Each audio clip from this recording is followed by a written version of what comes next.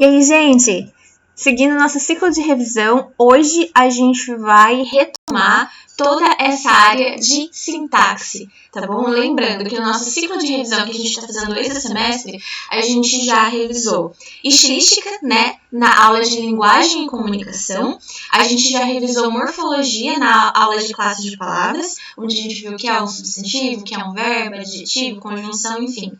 Agora a gente vai retomar tudo isso aqui, ok?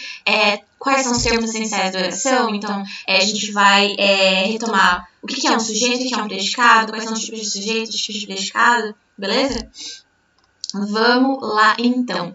Antes da gente prosseguir, uma coisa que eu queria falar para vocês se vocês puderem, eu indico muito que vocês retomem, revisem a aula de sintaxe do semestre passado, a versão completa, tá bom? Porque essa parte de análise sintática tem muito detalhezinho, tá bom? E são detalhezinhos importantes, tá? Então aqui eu vou dar a visão geral, tá? O que é mais importante, mas eu recomendo muito que, se vocês tiverem tempo, revisem pelo menos, se de gramática tiver que revisar uma matéria só, que revisem nas aulas originais, né, a parte de análise sintática, porque tem muito detalhezinho, tá bom? Mas vamos lá. Deixa eu colocar para apresentar aqui. Meu copinho de água singelo. O que é análise sintática, pessoal? É a parte da gramática, lembra daquela imagem que estava aqui na tela agora? Que tem a gramática com várias partes, né? Estilística, morfologia, semântica e sintaxe. Então, análise sintática refere-se à parte da gramática que estuda a função e a ligação de cada elemento que forma um período, ok? Várias palavrinhas aí, né? O que é um período? Antes da gente entender o que é um período, vamos retomar o que é uma frase, para a gente saber o que é um período, para a gente saber o que é uma oração.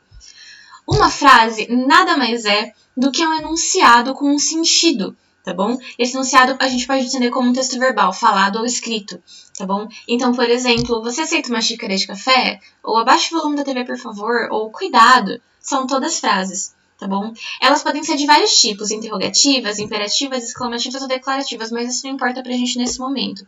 O que importa pra gente nesse momento é que elas podem ser verbais, quando a frase tem um verbo, ou nominais, quando a frase não tem um verbo, tá bom? Por exemplo, na frase, você aceita uma xícara de café? O aceita é o verbo, né? Do verbo aceitar. E nesses exemplos aqui, ó, o cuidado aqui não é um verbo, né? A gente não consegue conjugar eu cuidado, tu cuidadas, né? O verbo é cuidar, e não é o que tá aqui. Isso aqui, vocês lembram da aula de morfologia? É uma interjeição, né? Cuidado, não é um verbo. Agora, essa última frase. Muito digno o trabalho da equipe de saúde. Cadê o verbo nessa frase? Não tem. Se você analisar palavra por palavra, você não vai achar um verbo, ok? Olha a importância da ordem que a gente estudou em gramática, né? A gente tem que saber quais são as classes de palavras, né? A gente precisa ter entendido para a gente poder fazer análise sintática, tá bom? Para a gente não confundir verbo com alguma coisa que não é verbo, tá bom? Mas o que importa pra gente aqui? Frases podem ter verbos ou podem não ter verbos, tá bom? Uma oração nada mais é do que uma frase que tem um verbo, tá bom? Oração é um nome diferentinho para frase verbal, ok? As frases, elas podem ter uma ou mais orações, porque as frases, elas podem ter um ou mais verbos, tá bom? Por exemplo, brinquei no parque, um verbo, uma oração. Entrei em casa e sentei-me, 2 verbos, 2 orações. Cheguei, vi, venci, 3 verbos, 3 orações. A quantidade de verbos na frase vai determinar a quantidade de orações, tá bom? Agora, um período é um enunciado que contém uma ou mais orações. Então, pense em período como uma caixinha onde você coloca orações, onde você coloca frases verbais. Isso é um período, tá bom? O que vai delimitar um período? É quando a gente, por exemplo, pensa numa redação. Você começa escrevendo lá o parágrafo e você coloca um ponto final, ou um ponto de exclamação, ou um ponto de interrogação. Aí você terminou o seu período, tá bom? Que a gente pode puxar de redação também, que é importante, que eu vou puxar a sardinha lá nas aulas de redação, para quem eu dou redação, mas fica a dica para quem eu não dou redação.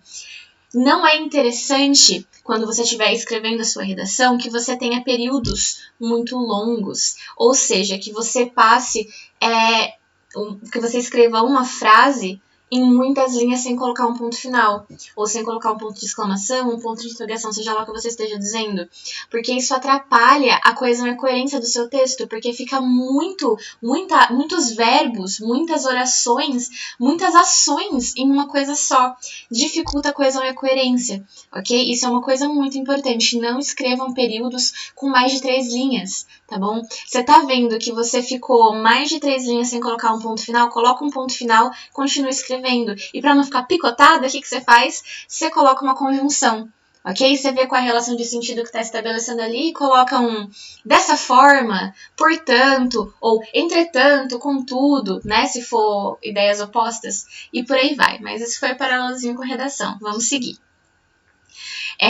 O período pode ser simples ou composto, tá? É só nomenclatura, caso vocês vejam nos vestibulares. Período simples é quando a gente tem só uma oração, ou seja, quando a gente tem só uma frase verbal, quando a gente tem só um verbo. Período composto é quando a gente tem duas ou mais orações, 2 ou mais frases verbais, 2 ou mais verbos, tá bom? Terminamos aqui a revisão de nomenclatura. Agora vamos para o que interessa. Quando a gente precisa fazer análise sintática de uma oração, a primeira coisa que a gente faz sempre é achar o verbo. Por isso que a gente faz análise sintática de orações, porque sempre precisa ter um verbo, tá bom? Por isso que a gente não fala que a gente analisa uma frase, porque a frase a gente pode ter falado, mas não tá gramaticalmente ok. Porque a frase ela pode não ter verbo, tá bom? Mas a análise sintática sempre vai ter verbo, sempre, tá bom? Encontrar o verbo. Então, por exemplo, nas frases eu adoro sorvete, as crianças brincam de tarde, está animada hoje, ela está animada hoje. Se a gente fosse analisar sintaticamente essas frases, a primeira coisa que a gente vai fazer é encontrar o verbo. Funciona, botão? Aí. Então, na frase eu adoro sorvete, verbo adoro, crianças brincam de tarde, verbo brincar e por aí vai. A segunda coisa que a gente faz é separar sujeito de predicado. Tá bom? O que é o sujeito? É o termo ou os termos sobre o qual o restante da oração diz alguma coisa, tá? Normalmente, para a gente achar o sujeito, a gente pergunta para o verbo quem? Quem está executando aquela ação? Vamos ver já já. E predicado, por sua vez, é o termo que contém o verbo, tá? O verbo está ali junto com o predicado e que diz algo sobre o sujeito, tá bom? Por exemplo, no eu adoro sorvete, o que a gente faria? A gente achou o verbo, aí a gente pergunta pro verbo, quem adora sorvete? Tá aqui, né? Eu adoro sorvete. Então, a gente faz um risco aqui, isso aqui é o meu sujeito, eu, e tudo esse restante é o meu predicado, tá bom? Na frase, as crianças brincam de tarde, o verbo brincam. Quem brincam de tarde? As crianças. Então, a gente faz um traço aqui, as crianças é o meu sujeito, brincam de tarde é o meu predicado. Tá bom? Agora, o que a gente vai fazer é entender os tipos de sujeito e os tipos de predicado, beleza? Em língua portuguesa, nós temos 5 possíveis tipos de sujeito. Galera, olha para esse esqueminha. Esse esqueminha precisa estar no coração de vocês. Vocês não podem ir para o vestibular sem estar com esse esqueminha de trás para frente, tá bom? Inclusive, eu vou pedir para vocês, como lição de casa, que vocês façam um mapa mental desse esqueminha com exemplos, mas eu vou dar mais detalhes no final da aula. Então, em língua portuguesa, a gente tem, nas análises, nos tipos de sujeito, o sujeito pode existir ou não existir, tá bom? Se o sujeito existir, ele pode ser determinado ou indeterminado. E se ele não existir, ele vai ser um sujeito inexistente. A gente vai ter uma oração sem sujeito. Tá bom? Caso o sujeito seja determinado, ok? O que é um sujeito determinado? É um sujeito que eu consigo dizer quem é. Ele pode estar escrito na nossa cara, ele pode não estar escrito na nossa cara, mas a gente consegue dizer quem é, tá bom? Se ele tiver escrito na nossa cara e for um agente só, a gente tem um sujeito simples. Se ele estiver escrito na nossa cara e for um ou mais agentes que estão ali, um ou mais núcleos, a gente tem um sujeito composto. E se ele não estiver escrito na nossa cara, mas a gente sabe dizer quem é, ele é um sujeito oculto. A gente já vai ver as diferenças já já. Se ele não está escrito e a gente não consegue dizer quem é, ele é indeterminado, tá bom? Mas ele existe, a gente só não consegue dizer quem é. E quando não existe, quando a ação verbal que está sendo expressa naquele enunciado não é executada por nenhum ser, ok? Ela é uma ação verbal sem nenhum ser, a gente tem o sujeito inexistente, uma oração sem sujeito. Vamos ver os exemplos aqui rapidinho. Olha essas frases. Meu irmão comprou frutas aqui. Meu irmão e eu compramos frutas aqui. Comprei frutas aqui. Compraram frutas aqui. E havia frutas aqui. Cada frase é um tipo de sujeito diferente. Mas a diferença é sutil, percebe? Eu coloquei frases semelhantes exatamente para a gente conseguir perceber as diferenças sutis. Vamos lá. Na frase, meu irmão comprou frutas aqui. Primeira coisa que a gente vai destacar o verbo. Comprou, né? Aqui o verbo tá aparecido em quase todas. Quem comprou frutas aqui? Meu irmão. Tá escrito?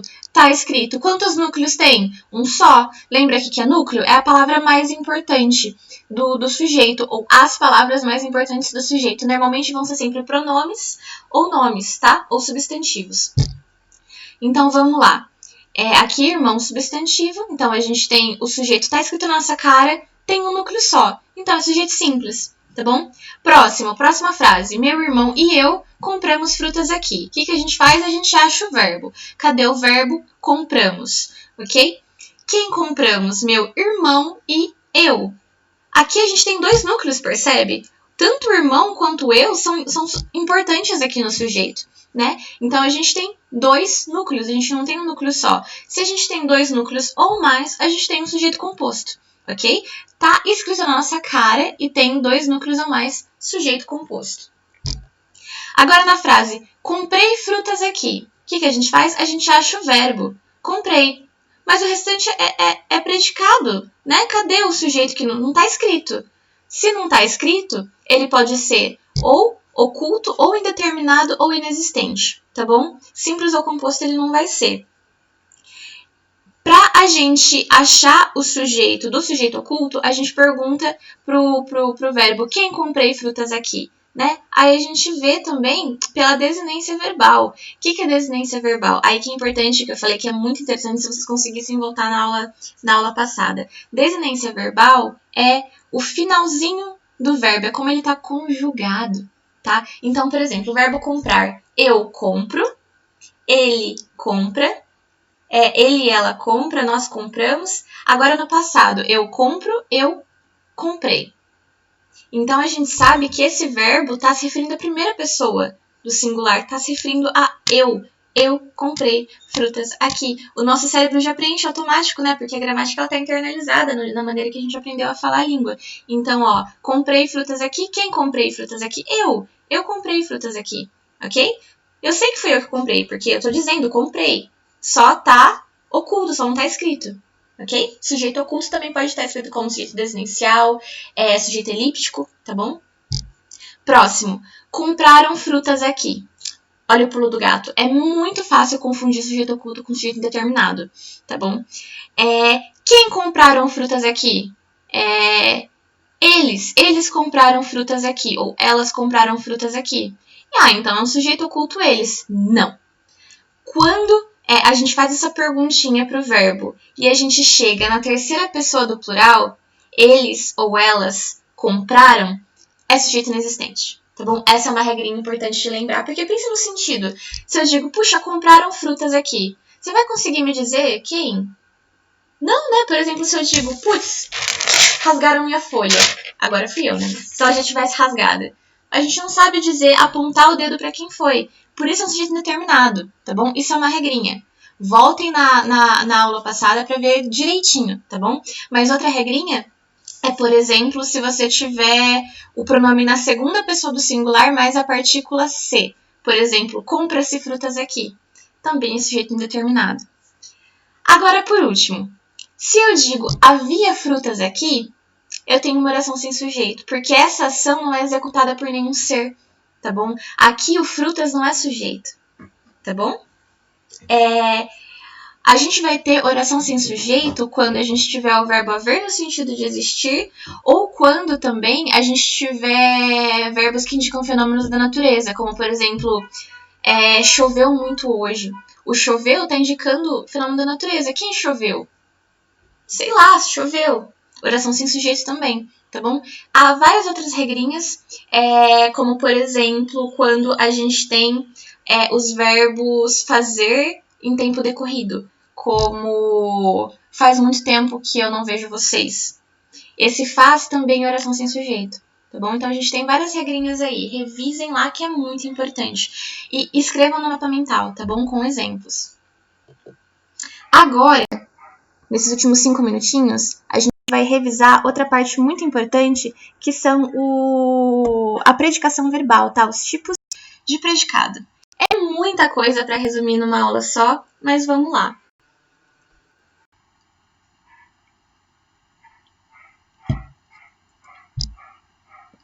Eita, nós.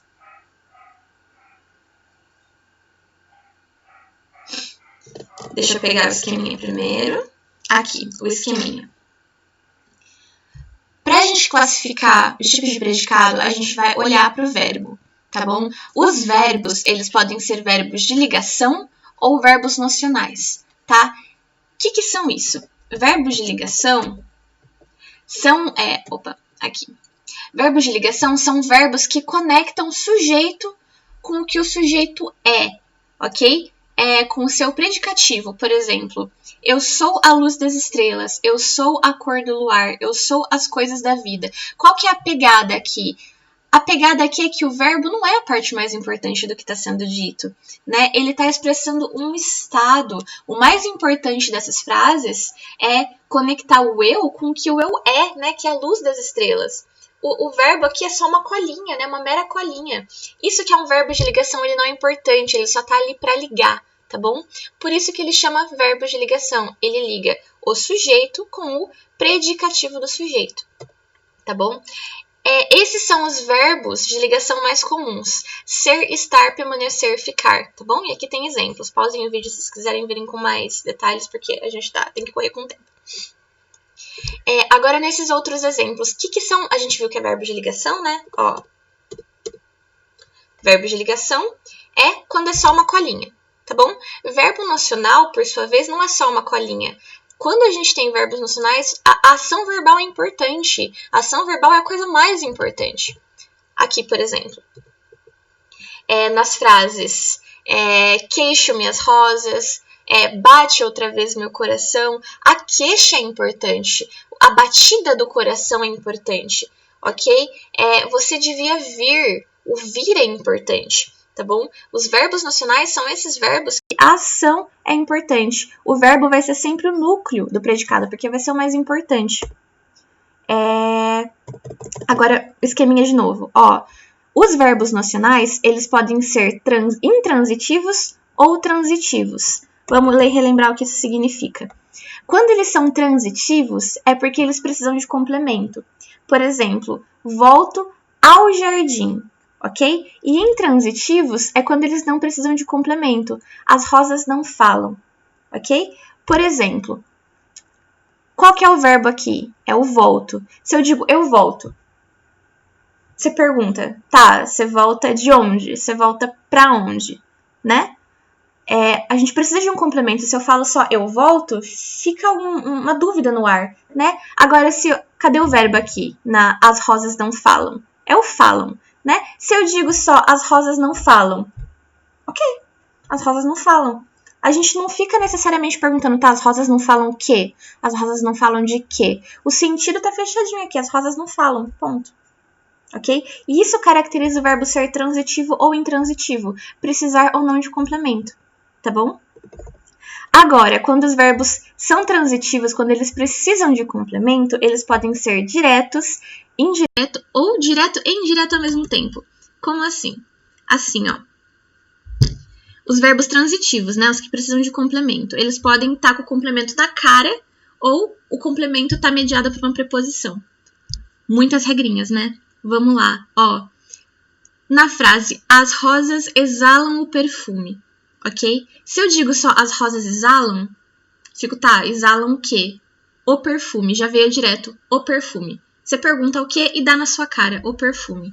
O perfume aqui é objeto direto, porque tá ali escrito sem nenhuma mediação, não tem nada aqui no meio, ok? Agora, na frase, volto ao jardim. A gente já discutiu, né? Se eu digo só volto, você pergunta, tá, volta de onde, volta pra onde? Aí eu não digo só volto jardim. Fica estranho, né? Parece que tá faltando alguma coisa aí no meio. A gente diz volto ao jardim. Isso aqui é uma preposição, ok? E porque tem uma preposição no meio, como o complemento não veio já direto, a gente chama isso de objeto indireto, tá bom? Então, os verbos transitivos, eles podem ser diretos, quando o complemento não tem preposição, é um objeto direto, e os verbos transitivos podem ser indiretos, quando eles são mediados por uma preposição, ok? Quando a gente tem um objeto indireto. Tranquilo? Estamos quase acabando. Além disso, o verbo pode ser também direto e indireto, ok? Quando a gente tem um objeto direto e um objeto direto. A gente junta essas duas coisas. Por exemplo, a garota ofereceu sorvete ao amigo. Então, o verbo ofereceu, a garota ofereceu o quê? Sorvete, objeto direto. Mas ela ofereceu sorvete ao preposição amigo, objeto indireto. Tá bom? A gente vai ver exercícios para sedimentar isso na monitoria, tá bom? Fiquem tranquilos.